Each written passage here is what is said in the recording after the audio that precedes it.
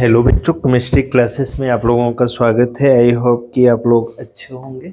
और आप लोगों को मालूम है ठंड का मौसम आ चुका है।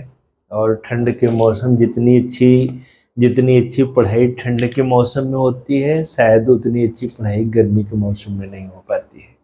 तो हम लोग अपने मेन सिलेबस को लेकर के आगे बढ़ेंगे। और आगे बढ़ने के साथ साथ हम लोगों को कोई अगर किसी प्रकार की कोई अनकंडीशनल चीज़ें समझ में नहीं आती हैं। चीज़ें दो टाइप्स की होती हैं, एक कंडीशनल और दूसरी अनकंडीशनल। अगर किसी प्रकार की कोई दिक्कत होती है तो उसे आप कमेंट के माध्यम से हमारे पास शेयर कर सकते हैं। दिक्कत नहीं होती है तो फिर आप अच्छे से अच्छी चीज़ों को तलाश करके ऊपर से, क्योंकि हम आपके साथ लगभग 2-3 महीने से जुड़े हुए हैं।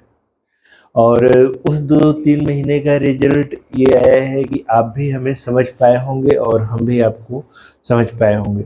बहुत सारी चीज़ें गलतफहमियां दूर हो गई होंगी कि हाँ पूछेंगे नहीं बताएंगे, तो बेटा ऐसी बात नहीं है। टीचर्स इसलिए होता है कि एक बच्चे को, अगर 20 बच्चे हैं तो 20 बच्चों को लेकर के ये हर एक टीचर्स की क्वालिटी होती है कि वो उसको लेके चले। अब ऐसा नहीं कि टीचर को एकदम से टीचर्स के ऊपर ही डिपेंड हो जाओ, क्योंकि सारी चीज़ें आपको करनी। और जब प्रेजेंट टाइम में ऐसा इन्वायरमेंट बनता जा रहा है कि आपको पढ़ना कैसे है, ये चीज़ें बहुत इम्पॉर्टेंट है। सो आज जो हम डिस्कस करने वाले हैं वो अप्लाइड केमिस्ट्री है। अप्लाइड केमिस्ट्री का जो पार्ट चल रहा है, आप सभी लोगों को मालूम है कि इंजीनियरिंग मटेरियल चल रहा है। इंजीनियरिंग मटेरियल्स, और किसी भी, चाहे वो आप लोग पार्ट बनाओ, पार्ट में से बर्तन होता है, बर्तन बनाओ या कोई घर बनाओ या एक्स वाई जेड कुछ भी चीज़ें बनाओ, हमें हर एक जगह पे मटेरियल की क्या होती है, आवश्यकता होती है। उसी तरीके से हम लोगों ने पिछले टर्न पर डिस्कस किया था एल्युमिनियम से बॉक्साइट का कैसे प्यूरिफिकेशंस करते हैं। उसकी कुछ रिएक्शंस थी, फिजिकल प्रॉपर्टी थी, केमिकल प्रॉपर्टी थी। केमिकल प्रॉपर्टीज हमने अम्ल के साथ देखा था, क्षार के साथ देखा था, है ना। और फिर उसके बाद एयर में भी देखा था क्या हो सकता है। और उसके आज हम यूज देखेंगे, है ना। Use use of aluminium, aluminium का उपयोग। Point number first, with the help of aluminum, with the help of aluminum is made up of pot,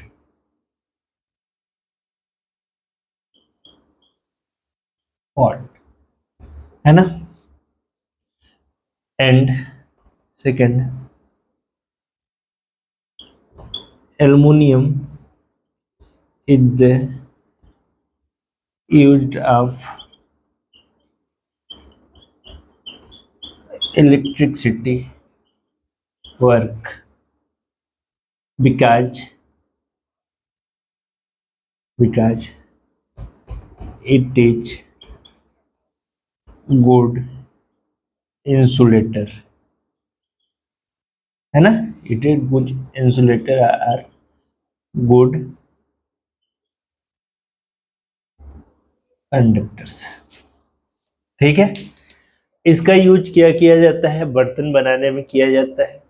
और इसका यूज किया जाता है इलेक्ट्रिसिटी फ्लो कराने में, क्योंकि ये गुड कंडक्टर से, गुड चालक है। किसका चालक है ये, विद्युत का, है ना। चालन मतलब विद्युत आराम से इसमें फ्लो कर सकती है, चल सकती है। तो आज हम लोगों ने इसके बारे में डिस्कस किया, और आज जो हमें और करना है, एल्युमिनियम एलॉय के बारे में करना है। एल्युमिनियम से जितनी भी मिक्स धातुएं मिलती हैं उसके बारे में हमें डिस्कस करना है। चलिए,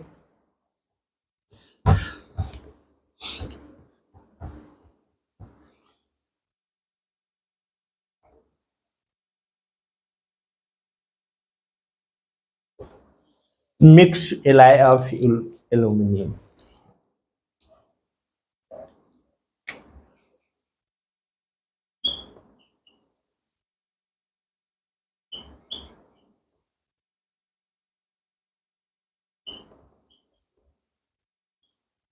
एल्युमिनियम की कुछ मिश्र धातु, एल्युमिनियम की मिश्र धातु क्या है? एल्युमिनियम की मिश्र धातु, और इसका यूज किया है तो हम तीन तीन कॉलम हम लोग बनाएंगे, 1, 2 एंड 3। फर्स्ट में हम लोग क्या लिखेंगे? Mix metals.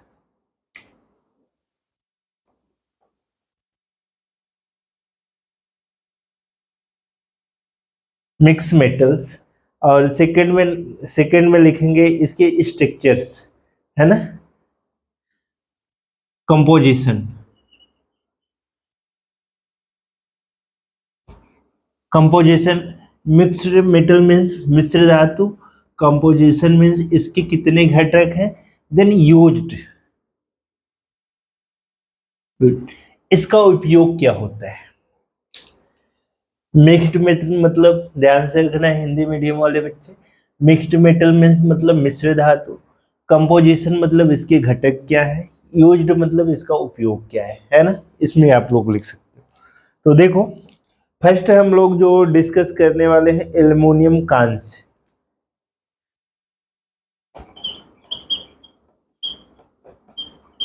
Aluminium aluminium aluminium और copper. Aluminium mixed with copper. अब आप देख रहे हो कि एल्युमिनियम की बात चल रही है, तो एल्युमिनियम सबसे अधिक मात्रा में हो, है ना। The large amount of aluminium having in this process. इस प्रोसेस में बहुत ज्यादा एल्युमिनियम होने वाला है। क्या? तो एल्युमिनियम कितना पाया जाएगा भाई, देख लीजिए।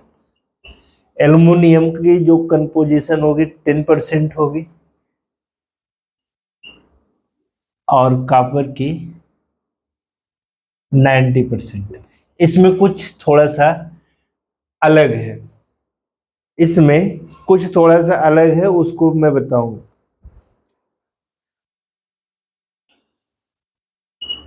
Solid pot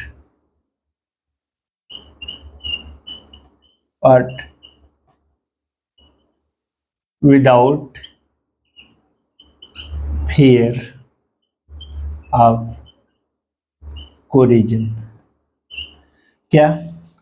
aluminium mixed with copper, aluminium 10% and copper 90%, solid part without fear of corrosion. मतलब इस टाइप्स के मिक्सअप में हमें रस्ट पकड़ने का कोई भी चांस नहीं रहता है, जंग लगने का कोई भी चांस नहीं रहता है यहाँ पे, इसका मतलब है वो।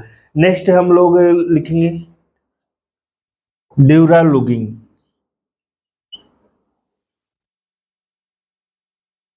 ड्यूरालुगिन में हमारा 3 से 4 कंपाउंड होते हैं, एल्युमिनियम, कॉपर, मैग्नीज और मैग्नीशियम। एल्युमिनियम 95% होगा इसमें। कितना होगा? 95% होगा। कॉपर 3% होगा, और 1% मैग्नीज और मैग्नीशियम। 1% मैग्नीज होगा और 1% मैग्नीशियम होगा। और इसका यूज क्या किया जाता है?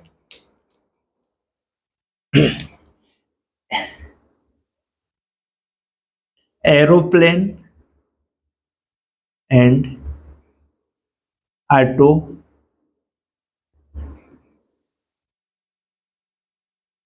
automobiles with the help of aeroplanes and automobiles of parts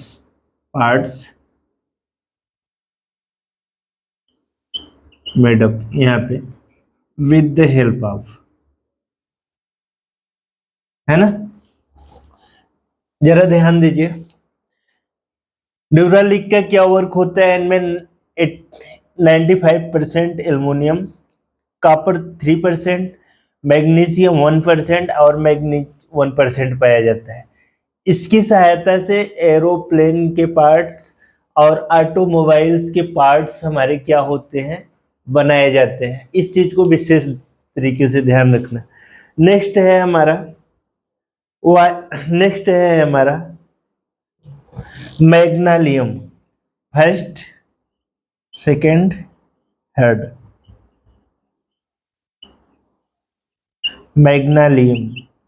magnesium में क्या होता है, एल्युमिनियम 90%, एल्युमिनियम 90% और मैग्नीशियम जो है आपका वो 10% टोटल पाया जाता है, 10%। और इसका यूज क्या होता है, इसका use with the help of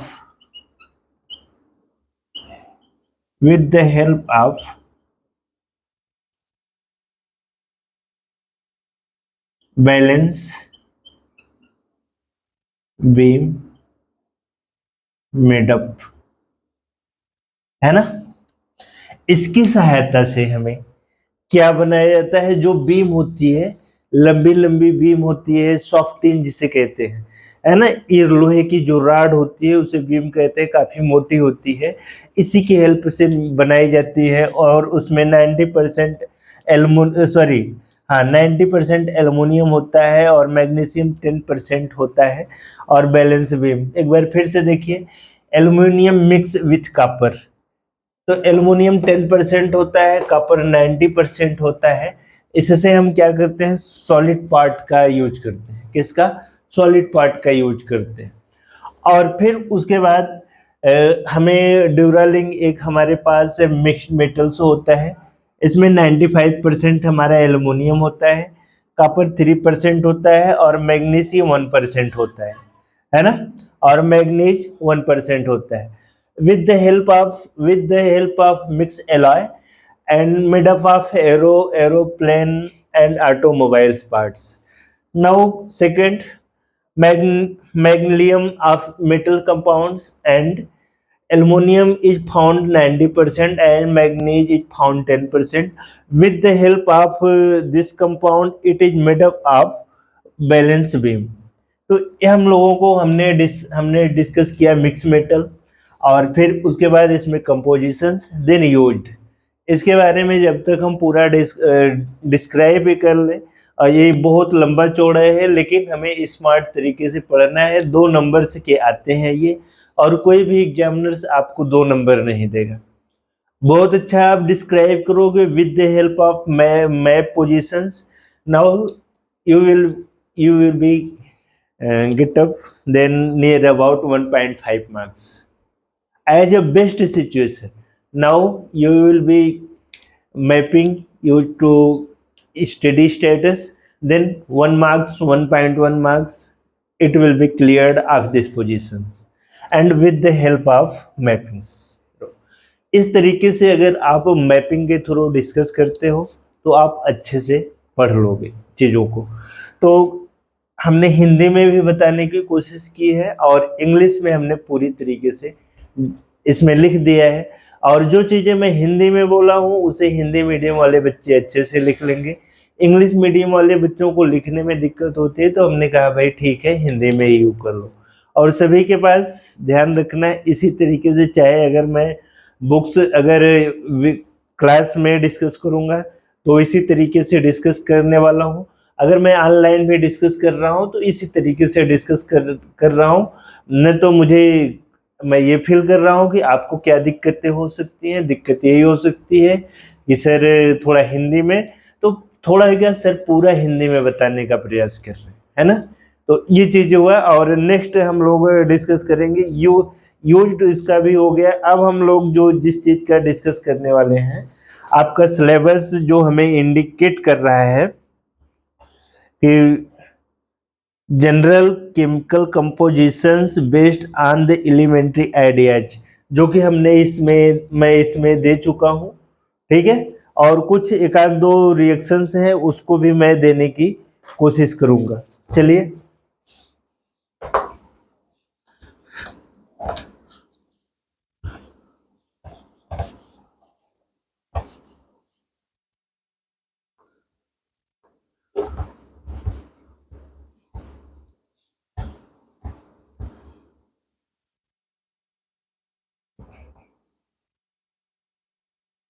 इसके कुछ जनरल्स पॉइंट हैं जो हम लोग डिस्कस करने, क्योंकि भाई सिलेबस अब आएगा नहीं आएगा ये पॉइंट है एग्जामिनर का, कि वो एग्जामिनर में आपको क्या, लेकिन आपके सिलेबस में जो पॉइंट्स वो मैं पूरी तरीके से आप लोगों को डिस्कस करूंगा।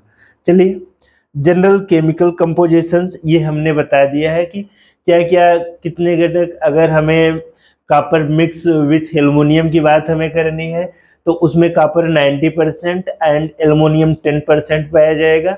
बात ये होती है कि जो हम पॉड बनाते हैं, जो यूज करने के लिए बनाते हैं, उसमें क्या होता है बच्चे, वो विद प्रेजेंट ऑफ वाटर के संपर्क में आने पे उसमें कोरिजन से या रेस्ट पकड़ने का डर रहता है, तो इसलिए एल्युमिनियम की क्वांटिटी को हम कम कर देते हैं और कॉपर की क्वांटिटी को हम क्या कर देते हैं, बढ़ा देते हैं, है ना। Mix up of very small amount of aluminium and very large amount of copper, then it is made up of pot. इसका और फिर नेक्स्ट हम लोगों ने जो डिस्कस किया था ड्यूरालिंग मिक्स एलॉय का, उसमें क्या होता है, 90% आपका, या 95% आप ये कह सकते हो कि एल्युमिनियम प्रेजेंट होता है, और एल्युमिनियम के साथ आपका 3% कॉपर प्रेजेंट होता है उसमें, और मैग्नीशियम 1% प्रेजेंट होता है, और मैग्नीज भी 1% प्रेजेंट होता है। उसका हम क्या करते हैं, उसका किस वे में यूज करते हैं, तो ये ऑटोमोबाइल्स और एरोप्लेन्स के जो पार्ट्स आते हैं उसका बनाने के लिए हम यूज करते हैं। और नेक्स्ट जो हम लोगों को डिस्कस करना था, जो लास्ट आपका कंपाउंड हमने बताया था कि उसमें कॉपर 90% और एल्युमिनियम 90% और कॉपर 10% होता है। तो उसका जो बीम होती है जिसे सॉफ्ट टिन बोलते हैं, वो सब चीज़ों को बनाने में हमें उसका यूज करते हैं, ठीक है। ये था। और कुछ आपके इसमें लिखा है जनरल केमिकल कंपोजिशन, ये तो हमने बताया बेस्ड ऑन द रिएक्शंस, तो उसको भी हम लोग डिस्कस करने चल रहे हैं। Based on the chemical reaction, है ना, उसी चीज पर जो बेस्ड है हमारा, जो आधारित है केमिकल रिएक्शन। अब ये जान लो कि केमिकल बहुत सी सारी चीजें, जिस तरीके से हमारा वेजिटेबल्स को अगर हम ऑयल में डालते हैं गर्म करके, तो उसमें डालने के बाद वो रिएक्ट कर जाता है, उसका जो स्वाद होता है ना, जो स्वीटनेस होता है, वो किस पे डिपेंड करता है, वो उसमें जो रिएक्टेंट डाला गया है ना। तो हमारे पास दो ही पार्ट्स होते हैं, एक रिएक्टेंट होता है, एक हमारा रिएक्शन मीडियम होता है, दूसरा रिएक्टेंट होता है। तो उसमें डिपेंड करता है कौन, एक सॉल्यूट होता है, दूसरा सॉल्वेंट होता है। सॉल्यूट जो होता है वो रिएक्टेंट का काम करता है, और जो सॉल्वेंट होता है वो मीडियम प्रोवाइड करता है ना। तो इस तरीके से आपको समझना पड़ेगा कि कौन कौन सी चीजें क्या क्या है हमारे। तो हमारे पास कुछ मिक्स्ड एलाय हैं, जैसे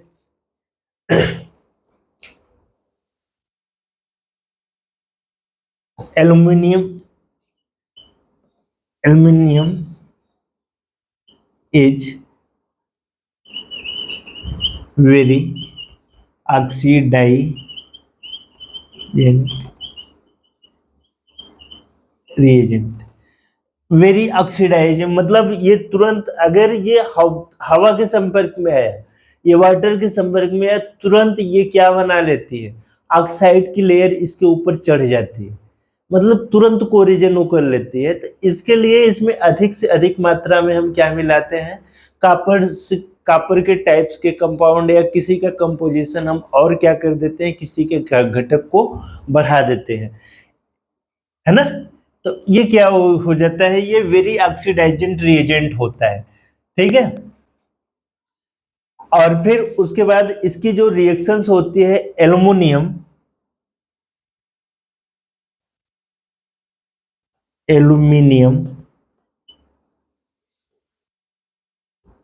react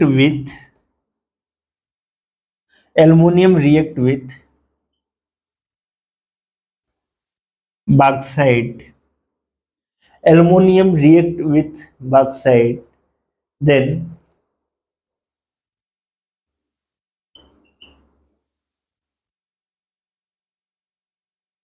aluminium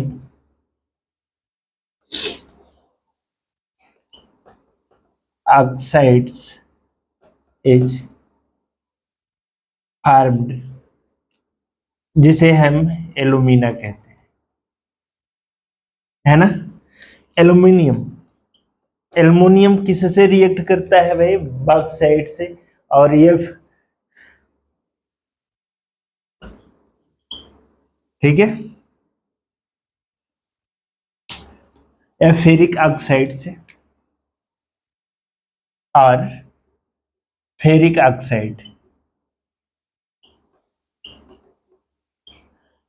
ऑक्साइड से जब रिएक्ट करेगा तो हमारा क्या क्या मिल जाता है भाई, ध्यान दीजिए, हमारा Al2O3 प्लस 2Fa3, और प्लस बहुत अधिक मात्रा में इसमें से क्या निकलेगा, ऊर्जा निकलेगा, ठीक है। डेल्टा H 330 कैलोरी ऊर्जा निकल। ये आपका कुछ रिएक्शंस हो गई थी, है ना, जिसे हमने मतलब आपका बताने के लिए बार बार वो प्रेरित कर रहा था, एक लाइन की रिएक्शन से थी। अब आप जान लो बेटा, एल्युमिनियम जब फेरिक ऑक्साइड से रिएक्ट करेगा तो यहाँ पे एल्युमिना प्राप्त होगा, और आयरन हमारा क्या हो जाएगा, अलग हो जाएगा। बहुत अधिक मात्रा में यहाँ पे क्या मिलेगी, ऊर्जा मिलेगी, ठीक है। नेक्स्ट तरफ हम लोग पोर्टलैंड सीमेंट के बारे में डिस्कस करने चल रहे हैं, है ना। किसके बारे में, पोर्टलैंड सीमेंट के बारे में डिस्कस करेंगे हम। चलो उसके बारे में भी डिस्कस कर लेते हैं भाई, क्या चीज है, क्या यूज होता है, कहाँ पाई जाती है, सबका कोई भी चीज अगर है, अगर आपके बारे में भी कोई स्टडी करना चाहेगा तो सबसे पहले आपके बारे में जानेगा कि कहाँ से बिलोंग करता है, यूपी से बिलोंग करता है कि महाराष्ट्र से बिलोंग करता है कि गुजरात से, और फिर उसके बाद उसको यहाँ तक जर्नी स्टार्ट करने में क्या क्या योगदान है, क्या क्या उसके अंदर बैडनेस है, क्या क्या गुडनेस है, वो सब बैडनेस में आपके गुडनेस क्या छिपे हुए हैं उसको ये एब्जॉर्ब करने की कोशिश करेगा। देन अदर प्रोसेस उसमें होती रहती हैं। तो पोर्टलैंड सीमेंट के बारे में हमें क्या क्या पढ़ना है, पोर्टलैंड सीमेंट के बारे में, पोर्टलैंड सीमेंट के बारे में हमें देखिए, Portland cement and hardening glasses, refractory and composite material, ठीक है। हमें ज़्यादा नहीं पढ़ना है कुछ, लेकिन हाँ इसके नेचर्स के बारे में ज़रूर पढ़ना है और इसके कंपोजिशंस के बारे में ज़रूर पढ़ना है। 1 से 2 नंबर्स के क्वेश्चंस आ सकते हैं, 2.5 नंबर्स के भी क्वेश्चंस आ सकते हैं, खास तौर से पोर्टलैंड सीमेंट को लेकर के। तो आपको ये समझना पड़ेगा कि हम किस तरीके से करें। तो जैसे जैसे हमने इसमें मैपिंग के थ्रू आपको बताने की कोशिश कर रहा हूं, अगर आप इस तरीके से लिखेंगे, क्योंकि एग्जामिनर को बहुत ही टाइम ज़्यादा लगता है, लेकिन उसको एक कॉपी पे लगभग 3 से 4 रुपए के एवरेज से पैसे मिलते हैं। तो जितना अच्छा आप सेगमेंट टू सेगमेंट वाइज लिखे रहेंगे, ज़्यादा गाथा नहीं लिखेंगे, उतना ही एग्जामिनर आपके ऊपर खुश रहेगा और उतना ही आपको अच्छा नंबर्स देने का वो प्रयास करेगा। तो हम लोग पोर्टलैंड सीमेंट के बारे में डिस्कस करने चले, है ना। पोर्टलैंड सीमेंट, ध्यान दीजिए पोर्टलैंड सीमेंट क्या होता है।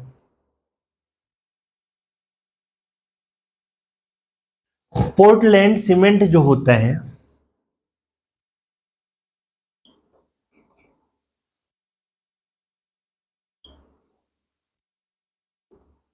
Portland cement is composition of calcium silicate, क्या, calcium silicate.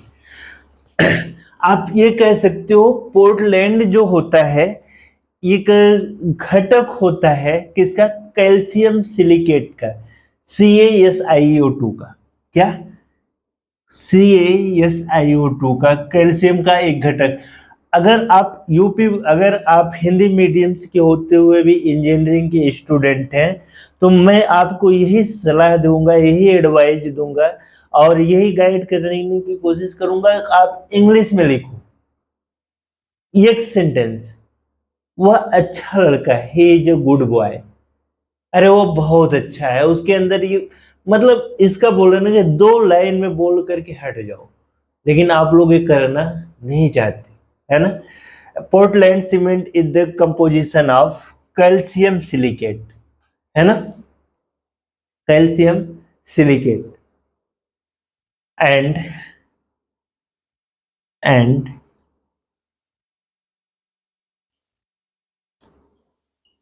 mix up of very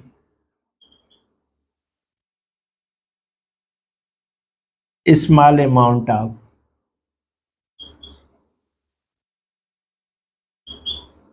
gypsum. Gypsum का जिप्सम का बहुत थोड़ी मात्रा में उसमें क्या होता है, मिक्सअप होता है ना, मिक्सअप होता है।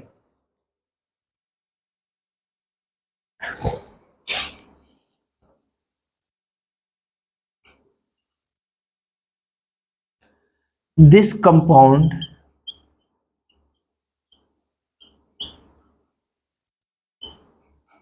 this compound having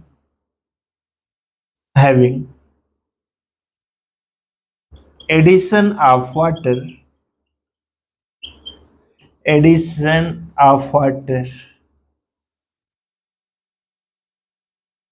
nature is formed। हाँ, हिंदी मीडियम वाले बच्चे देखिए, पोर्टलैंड सीमेंट कैल्शियम सिलिकेट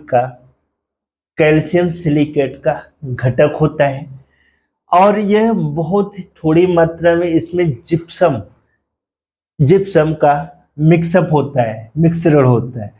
और यह कंपाउंड जो होता है, अगर इसमें इस कंपाउंड में वाटर का एडिशन कर दिया जाए, अगर उसमें वाटर डाल दिया जाए, तो उसका नेचर्स कैसा कैसा होता है, इसका नेचर्स कैसा होता है, पत्थर टाइप्स का। Addition of water and nature is like stone and melt position. ये जम जाएगा तुरंत, जैसे पत्थर होता है ना, जम जाता है, मतलब जम क्या, उसका नेचर पहले से ही होता है कि वो किसी न किसी कोई न कोई ऐसी घटना उसकी लाइफ में हुई है कि जिसके रीजन से वो क्या है, मेल्ट हो गया है। वही इसके रीजन्स में है, इसके भी अंदर ये है कि एडिशन, वाटर का एडिशन हो जाता है किसी कारणवश। आप देखो, अगर आप नहीं जानते हो तो सीमेंट लो थोड़ा सा, और थोड़ी सी रेत लो, सिलिका लो, और थोड़ा सा जिप्सम लो, और उसको क्या करो, मिक्सअप कर लो, और उसमें हल्का सा वाटर का एडिशन करा दो। देन दूसरे दिन देखोगे आपकी क्या रिजल्ट मिलता है, वो पूरी तरीके से क्या हो जाएगा, मेल्ट हो जाएगा, जम जाएगा। और वो अगर किसी को हल्का सा छुआ, तेजी से फेंक दोगे ना, तो उसका सर फट जाएगा। इतना पोर्टलैंड, उसी को हम क्या कहते हैं, पोर्टलैंड कहते हैं, है ना। चलो, अब नेक्स्ट हम लोग डिस्कस करने वाले हैं composition of Portland cement.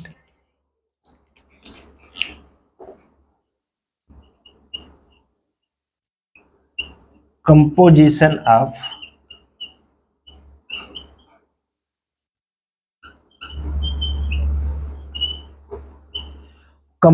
Of Portland cement.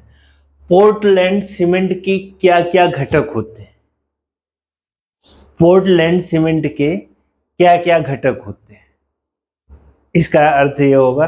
तो देखो, कैल्शियम ऑक्साइड, कैल्शियम ऑक्साइड, इसके CaO को क्या बोलते हैं, कैल्शियम ऑक्साइड। 60 to 70%, 60 to 70%। अब नेक्स्ट सिलिका, SiO2। क्या हमने लिखा था, कैल्शियम सिलिकेट, यही ने लिखा था, SiO2 सिलिका 20 to 24%, है ना, 20 to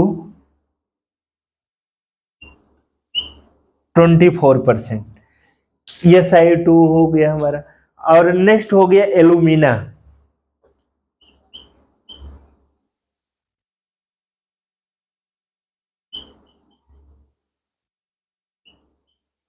एलुमिना, एल्यूमिनियम की कितनी परसेंटेज होती है इसमें, तो 5 से 7.5%, है ना। कैल्शियम का हो गया हमारा, सिलिका का हो गया, एल्यूमिना का हो गया, और मैग्नीशियम ऑक्साइड, MgO,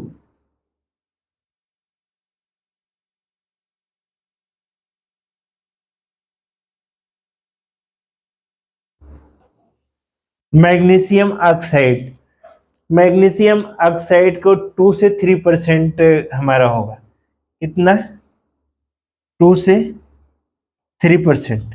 ध्यान रखना, सबसे ज्यादा जो परसेंटेज आपका होता है कैल्शियम ऑक्साइड का होता है।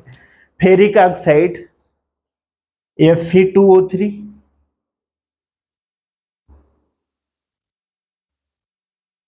फेरिक ऑक्साइड, फेरिक ऑक्साइड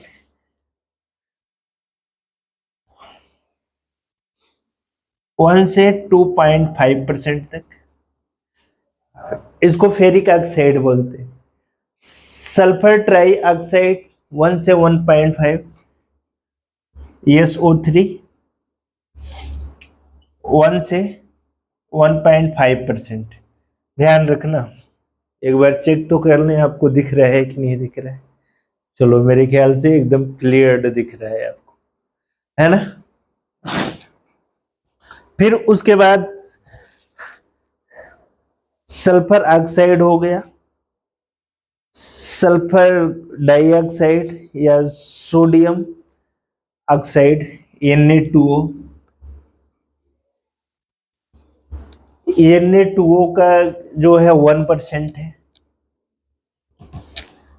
और फिर पोटेशियम ऑक्साइड K2O, ये भी 1% है।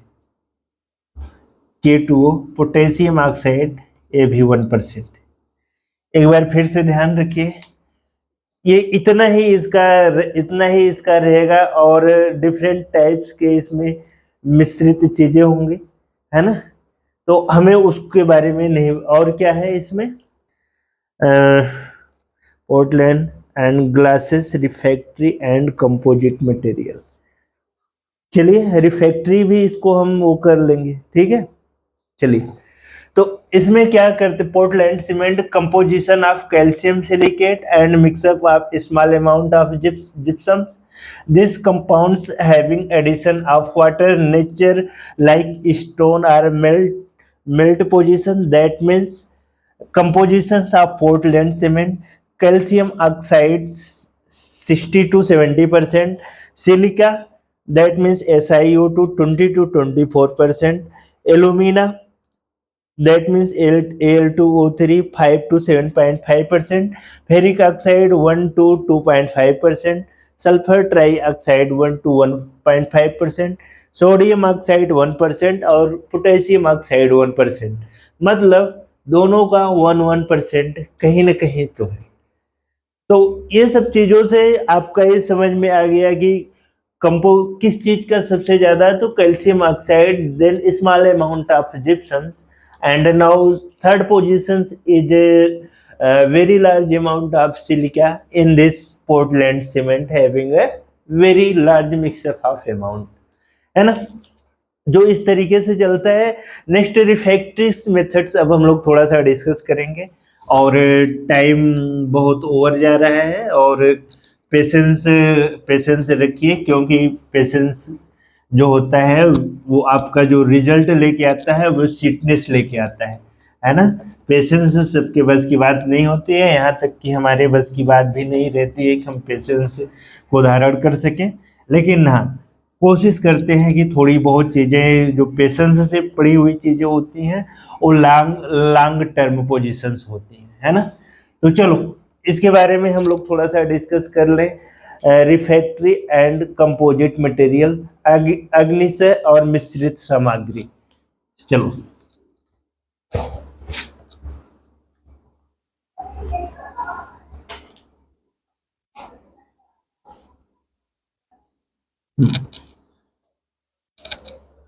नेक्स्ट हम लोगों को सिलेबस हमारे हाथ में है, और glasses, refractory and composite material. Glasses,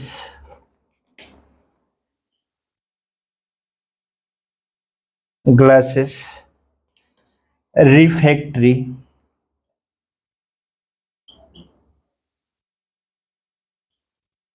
and composite material.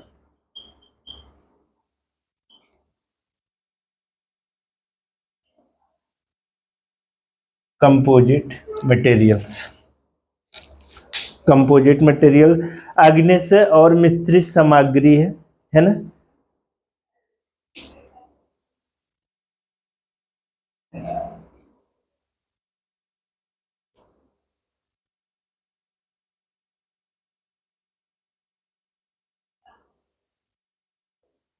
इसका मतलब क्या क्या होता है जरा हम लोग डिस्कस करेंगे। Glasses, refractory and composite material, इसमें क्या होता है,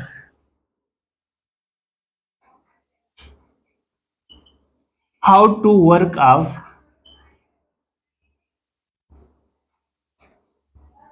रिफैक्ट्री एंड कंपोजिट, है ना। तो इसमें कैसे किसी भी चीज को रिफैक्ट्री कैसे किया जाता है, किसी भी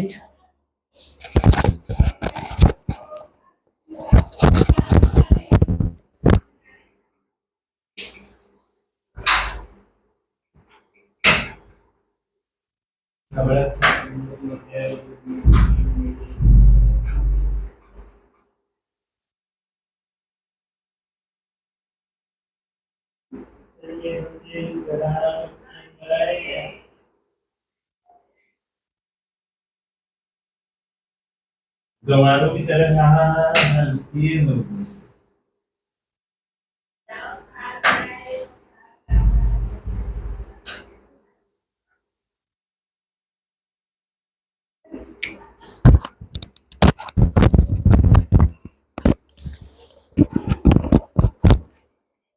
हाँ, तो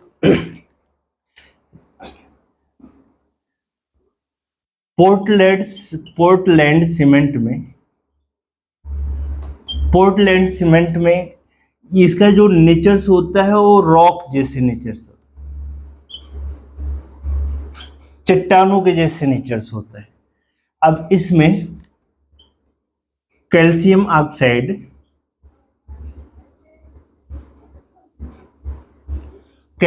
oxide, silica, that means silica oxides and Al2O3 plus K2O plus CaO plus Na2O। इस तरीके के, जैसे यहाँ पे एलुमिना पाया जाता है, एलुमिना, और यहाँ पे पोटेशियम ऑक्साइड,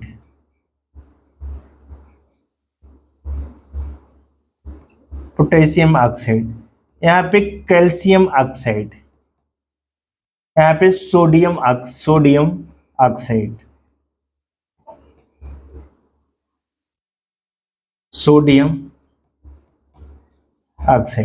सोडियम ऑक्साइड पाया जाता है। तो इसका कैसे वर्क करते हैं, ये वाटर के संपर्क में ये सब रहते हैं। वाटर, अगर इसमें वाटर डाला जाता है ना तो एक चेन रिएक्शंस बन जाती है, एक चेन में बंध जाते हैं।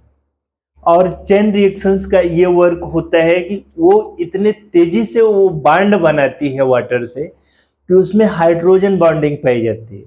अब बात आती है कि हमने आपको एक चीज डिस्कस किया था कि one compound having more electronegative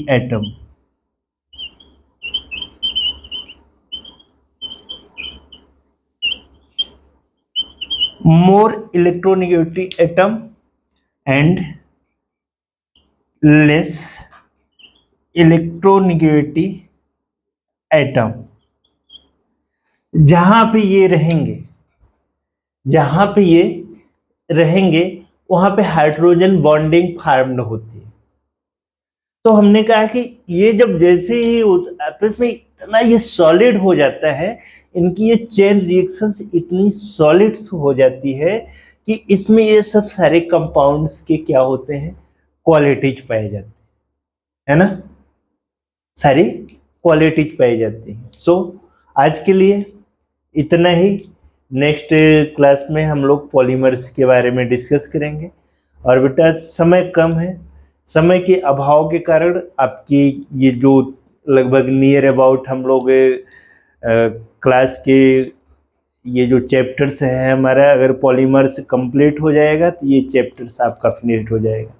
और जितना ही जल्दी आपका कोर्स कंप्लीट में करने पाऊंगा, अगर आपके पास 15-20 दिन रहेगा तो इतना अच्छा सा मैं केमिस्ट्री, अप्लाइड केमिस्ट्री को तैयार करा दूंगा कि 65% नंबर आप लोग आराम से उसमें, एक नॉर्मल बच्चा अगर अब से भी पढ़ना स्टार्ट कर देगा, जितनी चीज़ें ये पढ़ाई गई हैं, तो आराम से 65% नंबर्स आप पा सकते हो। अगर पॉइंट टू पॉइंट डिस्कस करोगे तो 80% अप्रॉक्सीमेट आप जा सकते हो, है ना। अगर आपको किसी चीज का फियर्स है तो पर्सनल कमेंट के माध्यम से या टेलीफोनिंग के माध्यम से, किसी भी माध्यम से संपर्क करके आप बता सकते हो। अगर किसी भी की कोई दिक्कत हो तो वो हम इसके लिए पर्सनल हैं, है ना। लेकिन क्लास को देखना, डेली की क्लास, डेली की नोट्स आपको बनानी पड़ेंगी। अगर नोट्स में कोई कंफ्यूजन हो तो हमसे संपर्क। Thank you, all of you.